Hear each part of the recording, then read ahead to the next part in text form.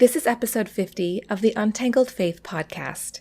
In today's episode, I'm joined by authors and educators Laura Barringer and Scot McKnight.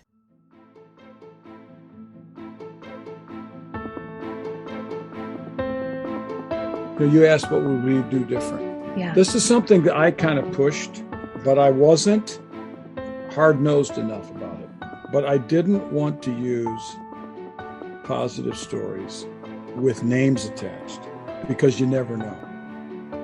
It happened recently in the last several months. I got a private message that said, hey, this is kind of awkward, but just so you know, this person that you endorsed retweeted and, this person was abusive. This is Amy Fritz, and you're listening to Untangled Faith, a podcast for anyone who has found themselves confused or disillusioned in their faith journey. If you want to hold on to your faith while untangling it from all the things that are not good and true, this is the place for you. The Untangled Faith podcast is brought to you by my listeners who support me on Patreon. This episode is also sponsored by Faithful Counseling. Earlier this year, after putting it off for far too long, I started seeing a counselor, and it's made a huge difference for me.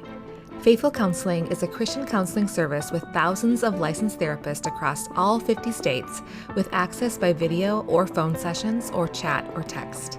There are therapists with expertise in trauma, depression, family conflicts, and more. You can ask for a new counselor at any time, and financial aid is available for those who qualify.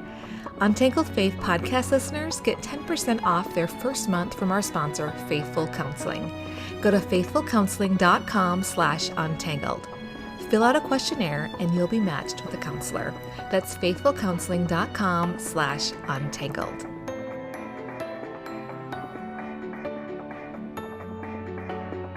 Laura Barringer and Scot McKnight were some of the first guests I had on the podcast, and I'm thrilled to welcome them back. Here's our conversation. But I am delighted to have you back on the podcast, both of you. You were some of the first people that I was able to interview during my first season of my podcast. And so the fact that you are coming back makes me feel confident that maybe something good is happening here. I am thrilled to have you back. And I've been wondering because when I think it was Chuck DeGroat that I just interviewed, and he talked about how all your guys' books came out around the same time. It was we called it like an embarrassment of riches in that like end of the fall of 2019, early 2020. It was like this whole library of books. And he said it's sort of a sweet little fellowship of people that, have put work into the world, but it is now 2022 and some things have happened since you launched your book into the world. And so I am curious for both of you, especially as you're probably looking at other projects you're working on, as you look back on that book, the little book that could, you had no idea how it would resonate. What are your thoughts as you look back on it? What worked that you thought would, and what has been different? Like, have there been any surprises throughout this whole journey? And like, is there anything you would have like put in the book that you didn't, or that you wouldn't have put in the book at this point? And as a human being, I would imagine every human that learns and grows looks back at work they put out and says, I know something different about the world and myself than I knew then. So however you want to start, this is a really big question. So however you want to tackle that. I'll start with this. Yeah. Those books did come out at the same time. Rachel Den Hollander, Wade Mullen, our book, and Chuck DeGroat.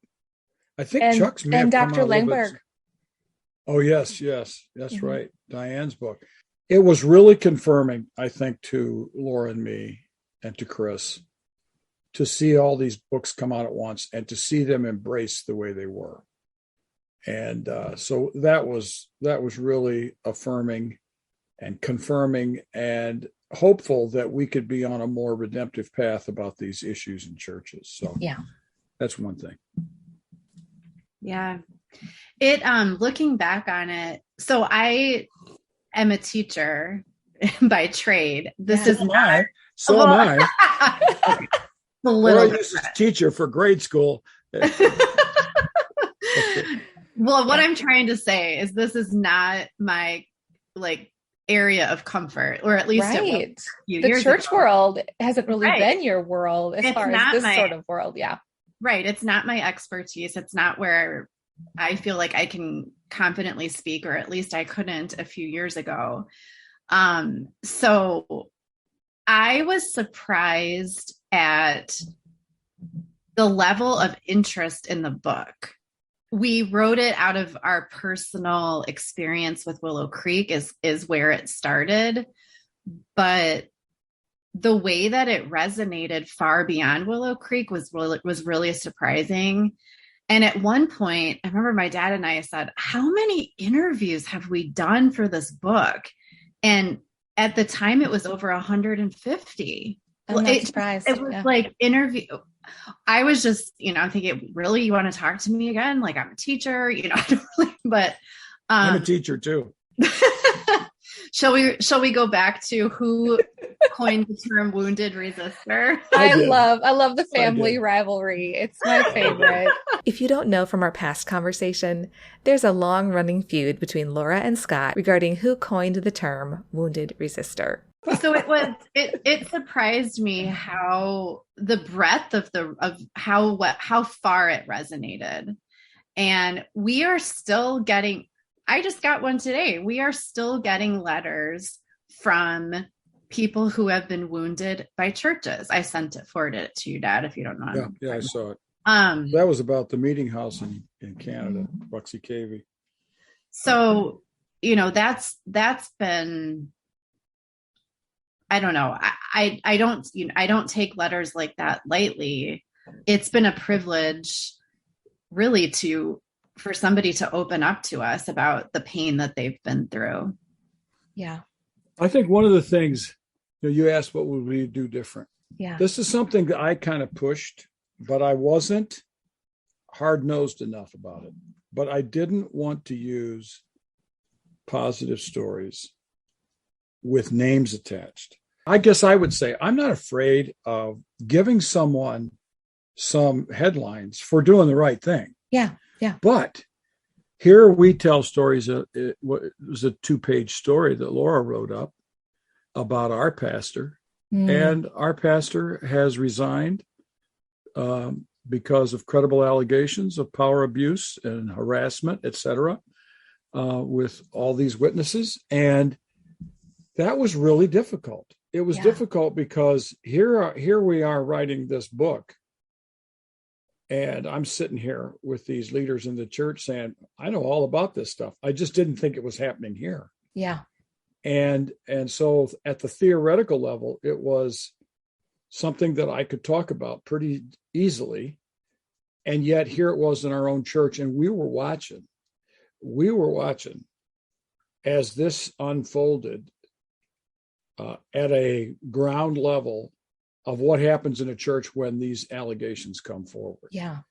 And we've heard stories. We usually hear from people who've been abused, power abuse, far more than sexual abuse. And we hear them say how they were silenced. Well, here we are in a church where we are watching this happen. And we are watching people who, in our opinion, are profoundly, at times, insensitive to survivors. And how they talk. They don't think they're being insensitive. And they would say they're not intending to be insensitive, but they are. Yeah. And something that you can articulate as insensitive doesn't mean that you can actually live within that paradigm. And so we watched all this. We're still watching it play itself out. And it causes incredible disruption to churches, to families, to people's relationships. It's been nightmarish. Yeah. And you had used them as an example in your book, right? It was a refuge. It was a great place for you to land at that time. Yeah. And so talk to me, both of you, about your decision to publicly address that? What was that like? Like, what are those conversations like? What made you decide that you needed to say something publicly? Well, you're talking about what I said about apologizing? The statement that you made and you put out. Mm-hmm. I wasn't really waiting for someone to criticize, for using our church as an example. But I knew that I needed to say something. I was just kind of sitting on it, wondering when's the best time to say something? What should I say? Scot is referring to the statement he shared publicly regarding an investigation of a church that he had been attending. You can find a link to this in the show notes. We immediately went into action about editing the passages, and Laura worked through that really well. So next editions of the book will be revised, which is another Correct. Story, right? And so we immediately kicked into that. We had already kicked into some edits of stuff. I thought because of my platform, I thought I got to say something. I'm just going to say, I'm sorry for this, how it impacts survivors, to tell this story. And, Amy, I think what bothered me, and I don't think Laura and I have talked about this, is I've said things about our former pastor in more than one book. And these things were going on in these survivors' lives when I was saying these things, and I knew utterly nothing about. I mean, we were all very surprised. Yeah. It's been 9 years, probably, of affirming the pastoral role of our former pastor, in realizing that there were people who were hearing that in very difficult ways. I got the most hateful letter I have ever seen in my life. So hateful that it couldn't even be taken seriously. Oh. But by someone whose wife he perceived to be, and this man hated our former pastor. And he expressed it. I became his scapegoat, and that was okay. I didn't have to respond to him. But it's made me very aware that we don't know what's going on behind closed doors. Yeah. Laura, did you get like notes like that too? Every once in a while, somebody says, hey, this person that you platformed or that you posed with, or that posted a picture of your book. Mm-hmm. It happened recently in the last several months. I got a private message that said, hey, this is kind of awkward, but just so you know, this person that you endorsed, I shouldn't say endorsed. I just, said something about retweeted, whatever. Yeah. Yeah. And, this person was abusive. The Church Called Tov passage that my dad posted an apology for, that one weighed kind of heavily on me, because I've come to understand how difficult it is for survivors to hear about their abuser being platformed and praised, sort of the way that we did in A Church Called Tov. And I thought, oh my goodness, I don't know the names of the survivors, but how painful it must have been for them to read what we wrote and know what was going on at the same time. So that weighed heavily. We just felt really bad about that. In our church context, and this, Amy, this is something that's really big. It's unsafe to come forward. Yeah. It is profoundly unsafe to come forward. And there needs to be a mechanism that is entirely safe for people to come forward, for things to be heard. But even then, let's just say that I experienced someone who came into our house and was verbally abusive to our children for 30 minutes. Okay. Now, if you go forward and tell that story in an anonymous framework, and it goes back to the person who was abusive, they're going to know who reported. Yeah. So even anonymity is not total anonymity unless, I just can't believe there's any situation where it's total anonymity, but it can be anonymous to all but the abuser. Yeah. and those the abuser tells.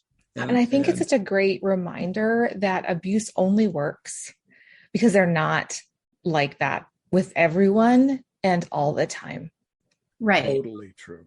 And I'm going to have a conversation in 40 minutes. Okay. With someone who is going to be telling me that very story. Yeah, it is. And so this is not what happened to me. This is the conversation I think that a lot of people that care about those who've been hurt in churches are grappling with right now. Hearing reports of people that, we don't know one way or the other, but like somebody's been hurt by somebody that we benefited from.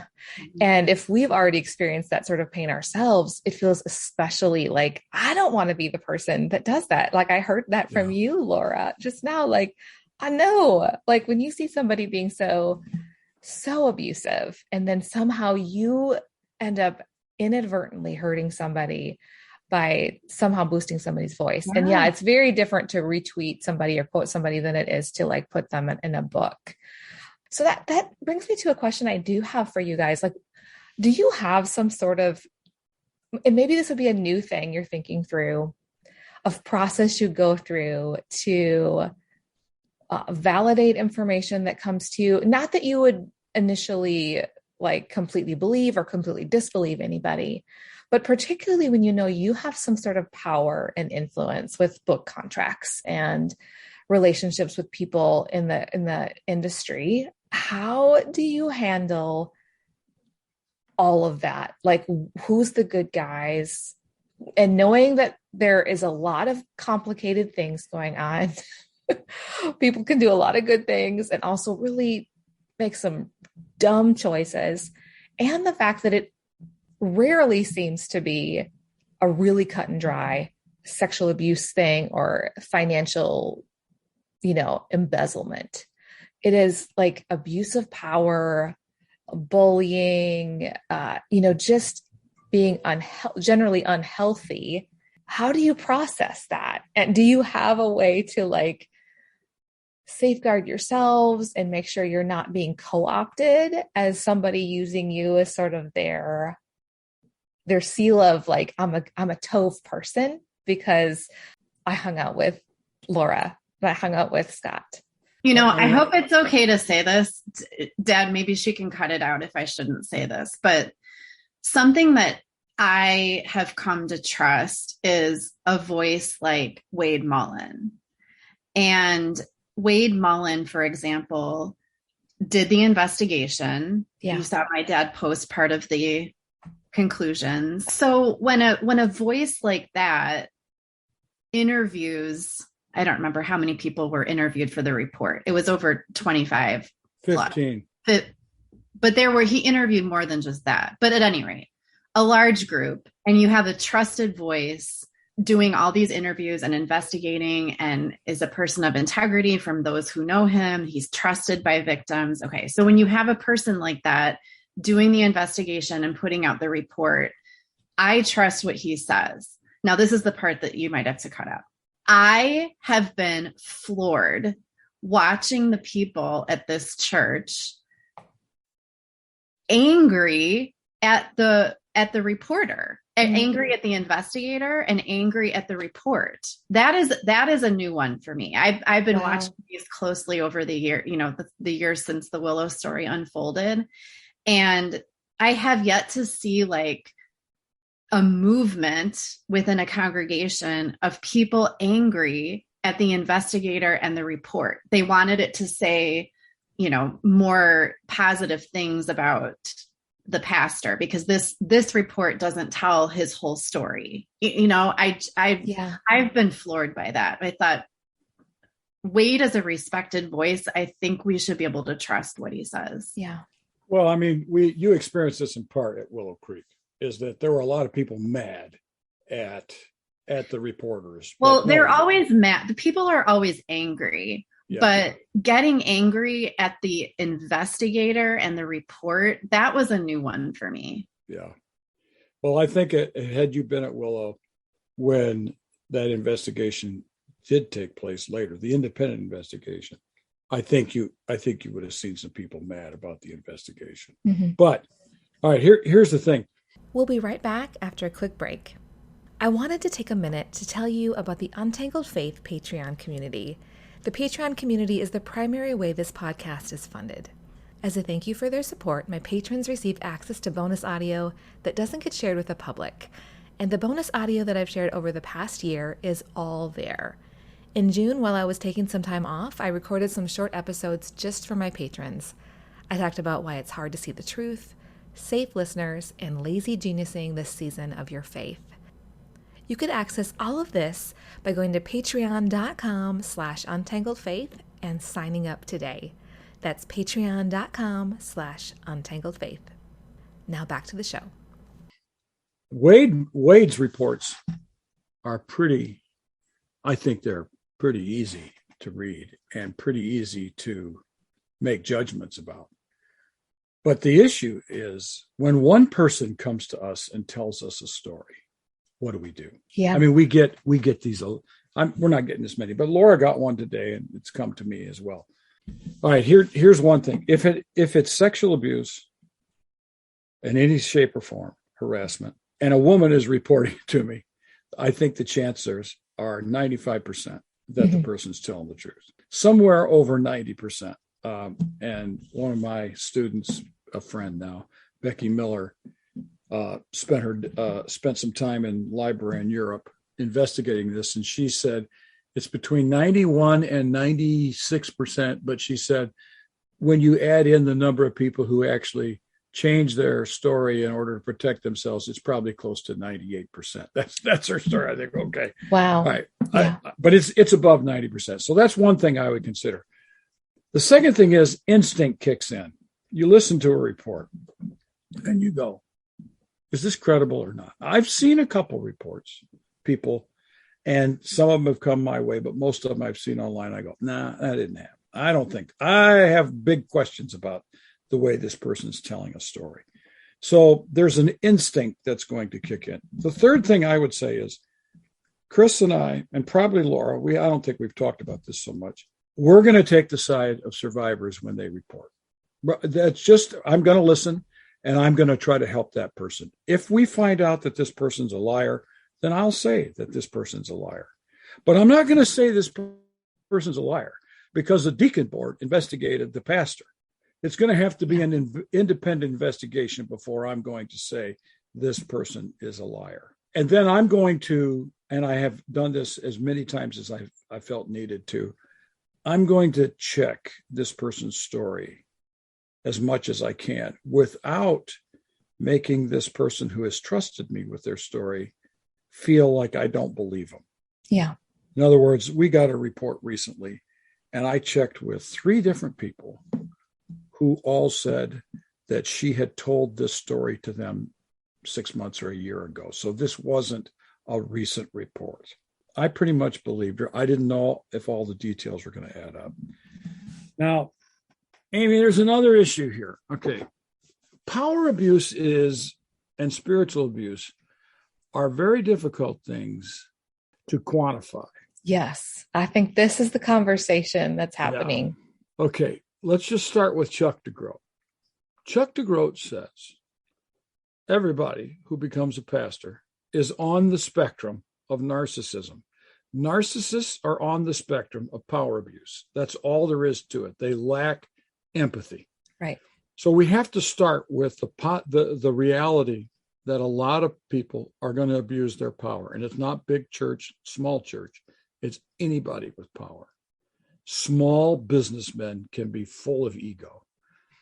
So I would say that. The second thing is on power abuse and spiritual abuse, I would look for patterns with more than one person as much as possible. There's always receipts and a trail on these stories. If one person comes forward against one other person, you have a very difficult situation. And our family is going to lean toward listening to the survivor and trusting them. We could be wrong. But that's sort of our mission, is to help such persons. All right. That's what the Bible says to do. In Deuteronomy, the woman was believed. And can I just go back to where we started? I feel like if, of course, there's individual situations where you really have to use discernment. But I also think wisdom tells us that if an expert that is trusted by survivors is saying power abuse happened, I think we need to listen and give value to what that person, example, Wade Mullen, is saying. Yeah. Because he's not getting paid based on what he finds. He's getting paid to just do the work. That's right. And he could make everybody mad in the end. Yeah. And you know, not be indebted to anybody, but like, this is the process and this is how I do it. This is the objective part of it. This is what people said. This is what I observed. And I think it's interesting that you said people were upset, Laura, because from what I've seen with the way Wade approaches things, he's not a dramatic person. You would have loved. He is so calm. You'd go, yeah, wow. He errs on the side of caution. You know, even when I just had him listen to some audio for me, but he's not going to be like, this is the smoking gun. Like, he's going to say, here's some patterns I observe. Here's what people in similar situations I have seen react when they're faced with some sort of threat. And I'm also seeing a similar thing happen here. So the odds are this could be happening. And so like that sort of thing sometimes makes people upset too, because they really want to cut and dry. But then, you know, when Wade's being hired to do like a cultural analysis or an investigation, he is going to say, given all of this, here are some recommendations, but it's not going to be a big drama. This person is 100% evil in very many cases. When I met him and talked with him a couple times, I thought, this is a scientist. Yeah. This is a guy who is going to weigh the evidence. And when he's done, he may conclude that the evidence is inconclusive. Yeah. That's the way I felt about it. And we didn't talk about basically he just said, I hope the report convinces people of whatever the conclusion is. That's all he had to say to me. So I met him and I thought, this guy belongs in a science lab, analyzing evidence and making those kinds of cautious judgments that you hear from really good scientists. That's the way I felt about him. He wasn't, and the word, he's not dramatic. Mm-hmm. However, after meeting him, I was quite surprised how good of a speaker he was. Because people like that don't always tend to be really good speakers. He has a scientist's brain, but he can connect as a lay person. He doesn't sound like he has PhD disease. You've seen it. I live in that world. The PhD disease. Yeah. And I think I kind of felt you all going there with this conversation, in that we really do need more of these sort of, we're really not able to say a denomination is going to hold himself accountable either. The only reason our stories in our church came forward is because our bishop, Todd Hunter, created a whistleblower policy that protected the anonymity of the reporters at a specific level. Once these stories are told to the accused, they're going to almost always know who it is, and they can start talking. I think we need a place where people can go to make a report and see if that can generate genuine interest, and you have to avoid the petty, and you have to avoid the leaders are okay. I often say this: leaders are going to make decisions that not everybody likes. Yeah, that's not spiritual abuse necessarily. Yeah, you weren't a very good teacher in that classroom, and we look at the student reports, and this is it for you. You need to do something. The evaluations came in. You're not abusive. Yeah, you're just not a teacher. Yeah. And so that's not power abuse. Now it could be that it was not handled properly. And those of us who have positions of power have made decisions like this. At times you think, 20 years ago, I wish I had, or 30 years ago, I wish I had known what I know now about how to deal with this. But power abuse is another level. And I am so grateful for Lisa Oakley and Justin Humphrey's book. I can't remember the name. It's Escaping the Maze of Spiritual Abuse. It's so good. And it was printed in the UK. A lot of people haven't seen it. It is really, really good. Yeah. So Laura, Scott, do you feel any burning in you to start some sort of organization or be a part of starting a place like that where people could, I don't know. Any thoughts on that? No, but no. My dad and I have said, you've said, Dad, you could just spend all of your time from now until you retire doing Tov related work. Yeah. He gets that many inquiries and that many questions through Northern University, through, speaking requests. And if we started going from church to church doing this, it could be a full-time job. Yeah. And we have, we have another book at the publisher called Tov Unleashed, which is helping churches form. What are the practices, the 7 practices that churches need to practice to help shape a church from toxic culture to Tov culture? So we still are involved. We're still on the field playing the game. Yeah. We haven't retired. That means you're still going to keep getting messages, right? Yes. It's like the warning given to people, if you write that marriage book, people are going to talk to you about their marriages, right? I was once asked to write a book on demon possession, and I wrote an article about it in an old magazine called Moody Monthly, and I started getting the weirdest letters. And I had signed a contract and I sent it back. I said, I'm not writing this book. I don't want to have these conversations. I don't want to spend my life handling. I got letters with funny symbols on it. It was really weird. Oh my goodness. I didn't know that. But the other thing is our seminary has a lecture every fall called the Tov Lectures. And so we're doing connected to Lynn Cohick and the women's, whatever it's called. It's a women's Center for Women in Leadership. Yeah, that center sponsors a lecture on this. So we're doing that. I think I'm at the age where I'm not sure I want to be involved in starting an organization to do this sort of thing. I would like to be involved in one that started this, but you'd be willing to be on the board or support it financially? I don't want to be on any board. I don't want to go to any committee meeting. He doesn't like meetings. I'll go. No meetings. I'll go. But you write a check now and then? Here's the problem. I would like to be involved in that, but it's going to have to operate around the categories of Tov. So I would have to direct it. And that's it's hard to I don't want to just have I don't want to just have an organization that looks into power abuse. I mean, that could go anywhere. Yeah, well, you want to go, so this is what we want to be about. We want to be more than just against something. You're fighting for goodness. Yeah. It's not just being about looking at the dark. What keeps you motivated, and correct me if I'm wrong, is fighting for and finding those pockets of Tov. The circle of Tov.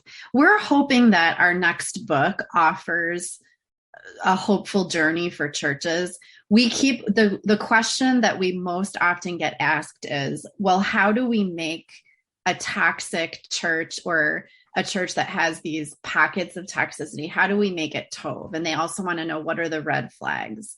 So we wrote the next book with hopefully some concrete ways that churches can assess themselves and help themselves become more healthy with goals of being cultures of goodness. Yeah. I'm going to ask you a really hard question. I don't know who wants to answer this. How do you find an endorser for these sorts of books when you don't know if they are co-opting you for legitimacy and may not be Tov? Okay. We'll pick Diane Langberg and Wade Mullen. Wade Mullen. Those are the only ones. My dad said he's not writing any more stories about living people. They have to be dead. Have to be dead, or one foot in the grave. or their names aren't used. Yeah. Well, here, such an interesting story, right? Like The Way of the Lion, or The Way of the Dragon, or The Way of the Lamb, with Jamin Gogan and Kyle Strobel. And they had used all these examples of people that had chosen the way of the lamb instead of the way of the dragon. And they'd just come off of this conference, even about this, on a high, and all of a sudden their phones are blowing up that, one of the heroes they put in there, Jean Vinet, was he was very abusive, too. And they pulled their books.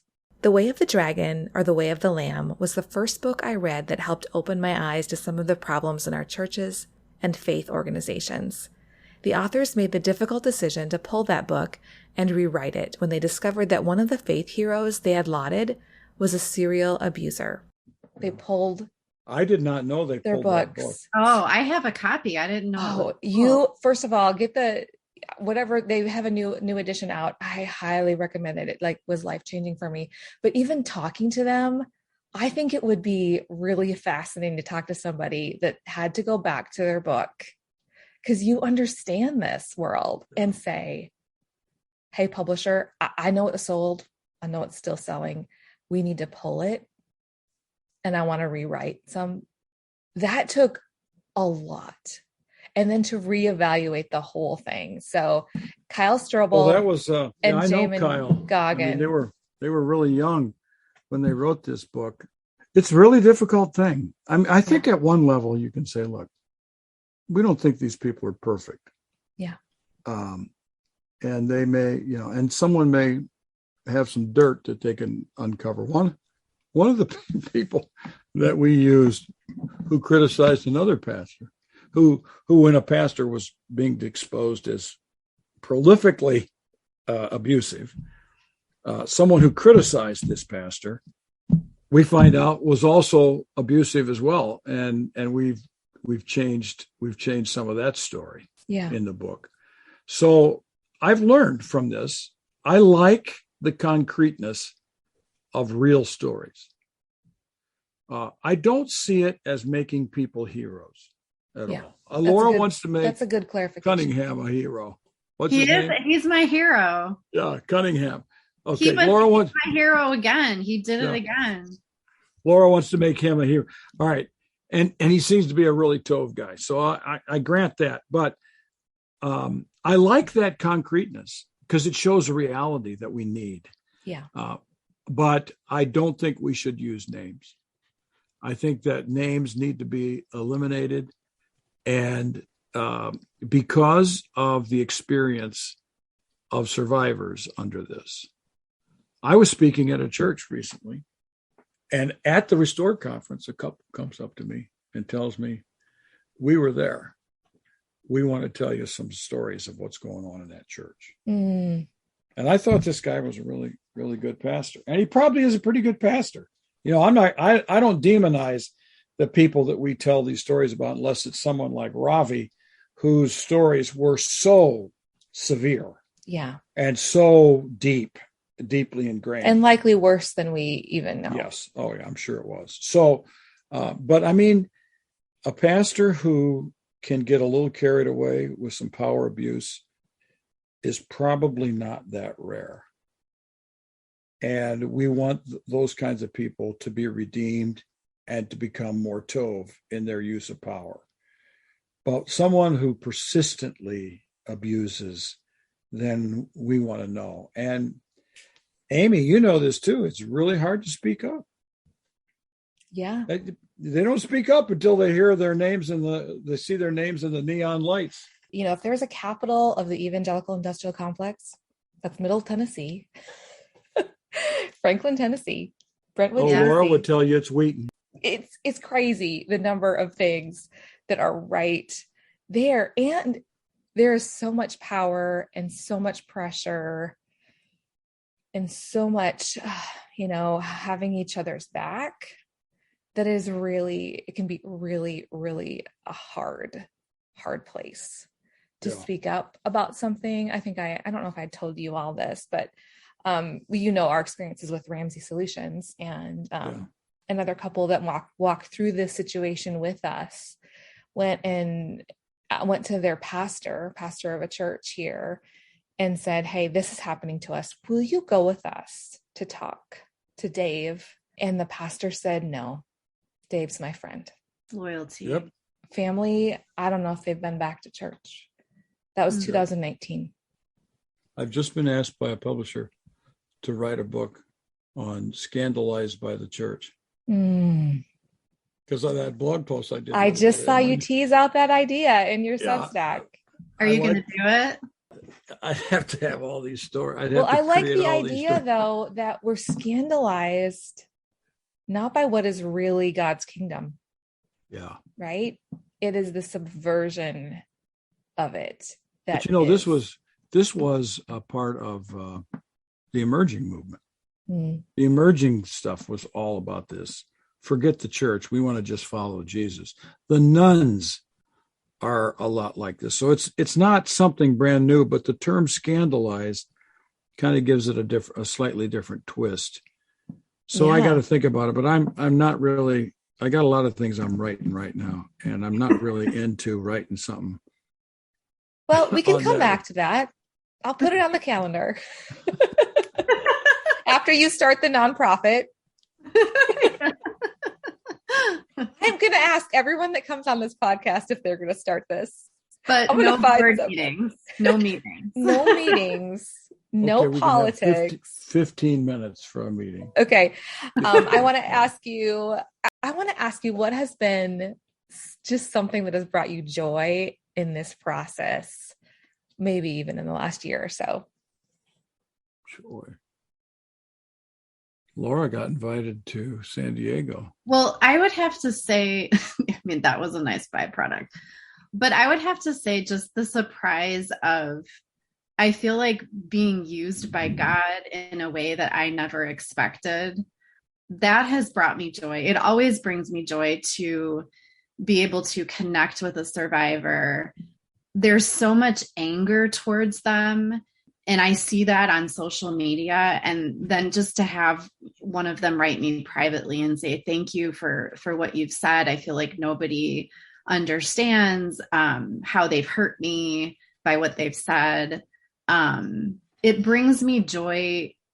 I don't know if joy is the right word, but just like, I feel humbled that God would use me in that way, in a way that I didn't expect. Because like I said, after all, I'm trained as an educator. This is not my... I'm a teacher too. I said educator. You're gonna, so that energizes you. Those interactions. Makes it worth it for you because you're able to affirm them. Is that right? It has been very life-giving. I was invited to a Christian leaders school conference, and that was really exciting. And we have another conference coming up in August where merging the field of education with Tov. Like now Christian school leaders want to know, well, how can we be sure that our schools are healthy cultures? And that's very life-giving and exciting for me. I like that. All right, Scott, you get the last word. Well, I think for me, it's fulfilling to contribute to the church in this way. It can be negative. We've given people a list of ways of just putting into words their experiences in churches that are negative, but we've also given them a redemptive way forward. And so it's fulfilling to do something that is very much at the grassroots level of what people are experiencing in churches. And I think we've given people a word, Tov, that they like. And it's been life-giving to have that word Tov used over and over and over. Yeah, something to hang on to. Publisher not wanting that word. Good job on that one. Good job. KJ Ramsey was saying she did a similar thing. Like she sort of workshopped some idea and she was like, well, I already talk to all these people that read my newsletter and they love this idea. It's hard to argue with that. It's hard for the editors to argue with that. I know you got to go, but I want to say hi to Chris. Yes, I will. I'm sorry that she got hurt. I hope she's recovers quickly. Doing really well. Didn't even have to have ibuprofen today. Wow. She had surgery. Okay. I think it was yesterday. So it's amazing. You can't let her out of your sight. Can't let her. Someday I'm going to interview her. I bet she has all the dirt for me. Okay. Thank you guys. I appreciate your time so much and your wisdom and all that you have invested in the church. And I look forward to talking to you soon. Thank you. I'll talk to you later, guys. Bye. Thanks so much for listening to the Untangled Faith podcast. I'd love to keep the conversation going over on Twitter or Instagram or through the Facebook page. I'm Untangled Faith on Instagram and Facebook, and Faith Untangled on Twitter. For more information about supporting the show, check out patreon.com/untangledfaith. You can find the show notes at untangledfaithpodcast.com. The Untangled Faith podcast is hosted and edited by me, Amy Fritz. A special thanks to my Patreon supporters. This podcast is made possible by support from patrons and the Fritz family budget. Special thanks to producer Michelle Pjanic. I feel like the luckiest that I get to do this. Introducing you to people and resources is one of my favorite things to do. Thanks for showing up. I'll see you next week.